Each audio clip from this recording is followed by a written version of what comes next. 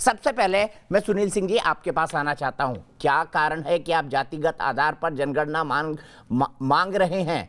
क्योंकि 21वीं सदी में जब हम 2021 में पहुंच गए हैं तो जाति के आधार पर निर्णय हो, इससे अच्छा तो गरीबी के आधार पर निर्णय हो। बीपीएल का डाटा सबके पास अवेलेबल है, ऐसा क्यों ना हो जाए सुनील सिंह जी?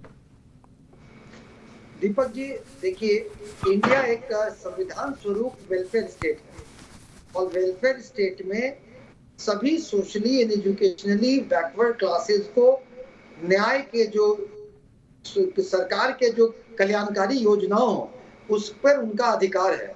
और अगर जातिगत जनगणना होगी तो हमें मालूम होगा कि सामाजिक और शैक्षणिक रूप से पिछड़ी जातियां कौन कौन से जगह में ज्यादा है, ताकि अगर हम पॉलिसी मेकिंग करें और सोशल वेलफेयर स्कीम्स बनाएं तो उन इलाकों में उन जातियों को देखते हुए बनाएं, ताकि विकास के जो किरण है वो समाज के अंतिम पायदान पर बैठा व्यक्ति को जाए।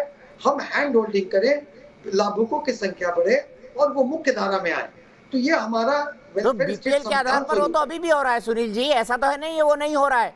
समाज के अंतिम व्यक्ति तक पहुंचना ही सरकार का उद्देश्य होता है। और एपीएल, बीपीएल, इस तरह की जो भी आंकड़े सरकार के पास हैं, क्योंकि अब तो गरीबी से लड़ना है ना सर, जाति के आधार पर नहीं लड़ना। अगर गरीबी से लड़ना है तो बीपीएल के आधार पर आप जितनी योजनाएं चलाएं उतनी चला सकते हैं, और सरकार चला भी रही है।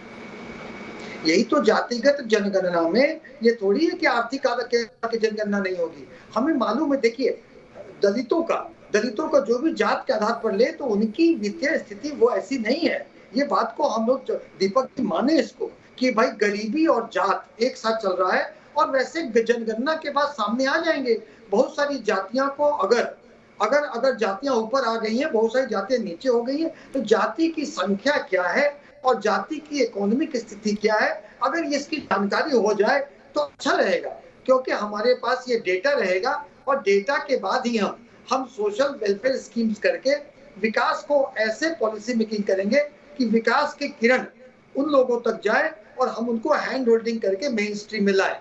तो जात एक सच्चाई है, गरीबी भी जात लिंक्ड कहीं न कहीं है या नहीं है, तो ये आपके जातिगत जनगणना से सामने आएंगे। इसमें गुरेज क्या है? हमें ठीक सब है, कुछ मैं सीधे राहुल जी के पास चलता हूँ। राहुल जी, बिहार वो प्रदेश था जिसने ये नारा दिया था। सुनील जी, राहुल जी के पास चलते हैं। बिहार वो प्रदेश था जिसने नारा दिया था, जाति छोड़ो भारत जोड़ो। और कई लोग ऐसे थे जिन्होंने अपने जातिगत, जाति सूचक शब्द अपने सरनेमों में लगाना मना कर दिया था। क्या उसी राज्य से जातिगत जनगणना की मांग आपको आश्चर्यचकित करती है? दीपक, ये मांग मैं समझता हूँ केवल बिहार की ओर से ही नहीं हो रही है। कई दूसरे प्रदेशों की सरकारों ने और दलों ने ये मांग की है, और ये मांग बहुत पुरानी है, आप भी इसको जानते हैं। तो ये कोई अचानक देश के सामने प्रकट हो गई मांग नहीं है।